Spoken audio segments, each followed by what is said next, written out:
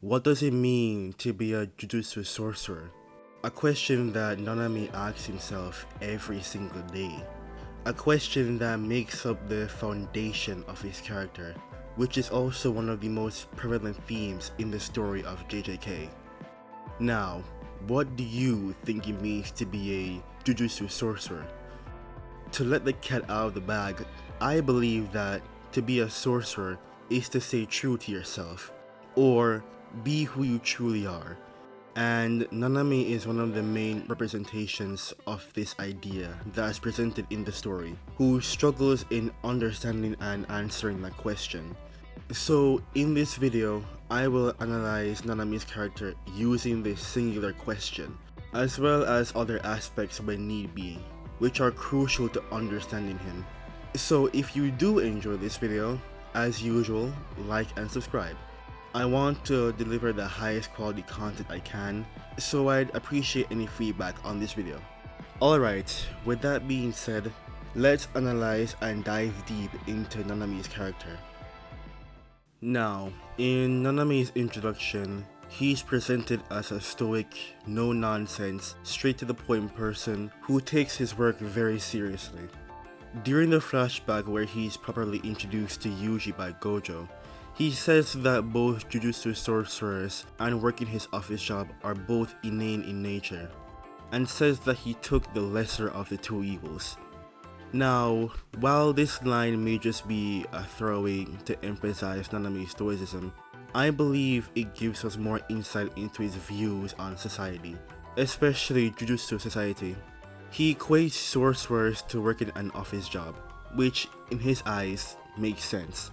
Sacrificing your time, life, and energy for someone else's underlying benefit.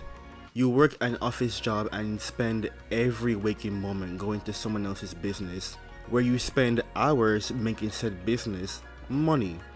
As a sorcerer, you go out into the world, putting your life in danger at every moment, all in order to save someone else. That's how Nanami views both evils, as he says. And that line of taking the lesser evil, i.e. Jujutsu sorcery, is something we'll come back to later, so keep it in mind. Although Nanami isn't a fan of how society is run, he still follows the rules. This complacency of how society is run, I believe, stems from Nanami's belief of what it means to be an adult. As he explains, finding more stray hairs in your pillow, your local store no longer having your preferred bread. Experiencing these little inconveniences is what he believes makes people adults. It's why he tells Yuji to savor his youth. He's not gonna be young forever, and will have to experience what it really means to be a sorcerer, if he hasn't already. And oh boy, do we see Yuji mature throughout the story. But that's for a different time. That youth that Yuji possesses surprises Nanami a little. He's surprised that Yuji cares so much about other people's deaths, which makes sense because Yuji still hasn't seen what reality really has to offer, while Nanami has. Nanami's experienced what the life of a sorcerer is really like. You can't save everyone as much as you wanted to. People will die, sometimes those who are closest to you. It's a harrowing thought, but as a Jujutsu sorcerer, you have to take that pain and move on, lest it eats away at your psyche, potentially cursing you or others in the process. This point is further emphasized during his first fight with Mahito. He sees the transfigured humans crying, begging to be released in the sweet grasp of death, and says that he doesn't bring his personal feelings into his work. Although he says this, it's clear from his demeanor in this panel that he despises what he's seeing. Innocent people being mangled, maimed, and disfigured in unimaginable ways, but he has to keep his emotions in check in order to avoid losing himself in them, and become someone he's not. This is also what it means to be a sorcerer, trapped in this metaphorical prison of death, despair, and curses. Nanami's feelings towards Jujutsu sorcery are shown through this quote: "Jujutsu sorcerers are trash. You have to force your comrades to accept the notion that they must willingly sacrifice their lives. That's why I quit. More like, run away, I suppose. An interesting piece of monologue from Nanami. This quote represents his true feelings towards Jujutsu Society. Sacrificing your life and your comrades' lives for other people, with little to no benefit.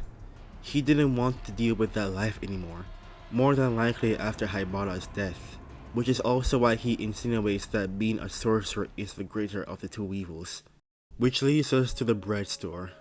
This portion of the chapter, I'd argue, is a really pivotal piece in understanding Nanami's character. So, we are shown that he goes to a bread store fairly often, in which he sold bread by a young girl with a flyhead curse on her shoulder, causing her shoulder pain. At first, he does nothing about it because he sees no reward in it. But after losing sleep in his office job, he wonders why this girl, who gets paid less than he does, seems so energetic and bright. But he who gets paid way more seems so dull and done with life. It can be tied to the fact that she enjoys doing her job, even if she doesn't get paid well. It's something she wants to do. There's not a need. If it means she can brighten someone's day by selling bread, then that's all that matters. It's intrinsic. But Nanami only does work for money, because money, as he believes, will allow him to live comfortably. But this extrinsic motivation is why he's so dull. He doesn't find his job fun or interesting, only a means to an end. All he wants out of this job is money and more money, in what he believes the life he's meant to live, not staying true to himself and going against what he truly desires. It's at that point where he tries to do what he actually wants, and decides to get rid of the flyhead. He helps her, and all he gets for helping is a simple thank you. She doesn't even question how he was able to do that. She's just happy that he helped her. He never got paid for helping her, but at the same time, even though it doesn't show on his face, we can tell he's grateful for that little gesture, which is why he decides to become a sorcerer once more. He gets the idea that what he actually enjoys doing, what his purpose is, to save people, just like Yuji. So even something as minuscule as a thank you is the biggest reward he could ever get, more than money itself. And before he seemingly dies by Mahito's hands, he lightly says, "I have no regrets." The mark of a true Jujutsu sorcerer. He stuck true to himself, even if there was no reward in doing so. Which is why he's rewarded by being saved by Yuji at the very last second, and what leads to Mahito's defeat, for now. So, with that being said, we reach the final point of Nanami's character, his death. Before he falls at the hands of Mahito for a second time, Nanami gives us some internal monologue, saying that he ran away and only came back with a vague reason of finding the work of sorcery worthwhile. He was unsure as to why he wanted to return to the world of sorcery, wondering what that feeling was. But if we look back to the bread store, we already understand why he came back. He wants to help people. He wants to save people. He wants to help people in the best way he can, even if it means all he gets is a simple thank you. It's what makes his last line to Yuji all the more uplifting. "You've got it from here." Instead of accidentally cursing Yuji, Nanami construes his words to offer encouragement to Yuji to push onwards. He sees in Yuji's eyes that he's seen what it really means to be a sorcerer, a world that's unfair, a society that's unfair, a place where you can't save everyone. As a result, instead of cursing him, he figuratively passes the torch to Yuji, the next generation, and then he perishes. He dies with no regrets.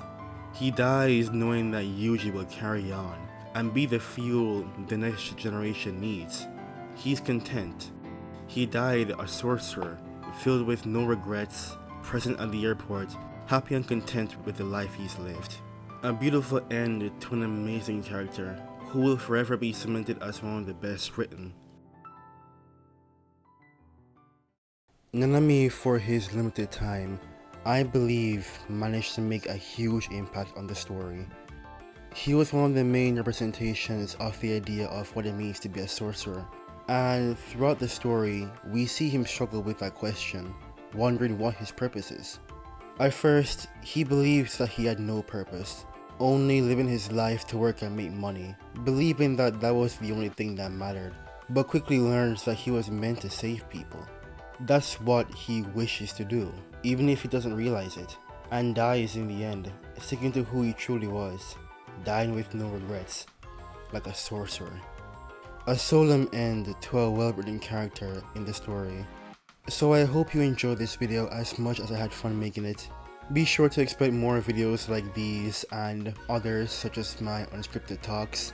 And as usual, don't forget to like and subscribe if you had a good time with this video. I do appreciate any discussion in the comments, that would make my day. I love having discussions on topics like these. So if you wish, you can leave a comment down below telling me what you think. All in all, with that being said, I'll see you guys in the next one. Peace.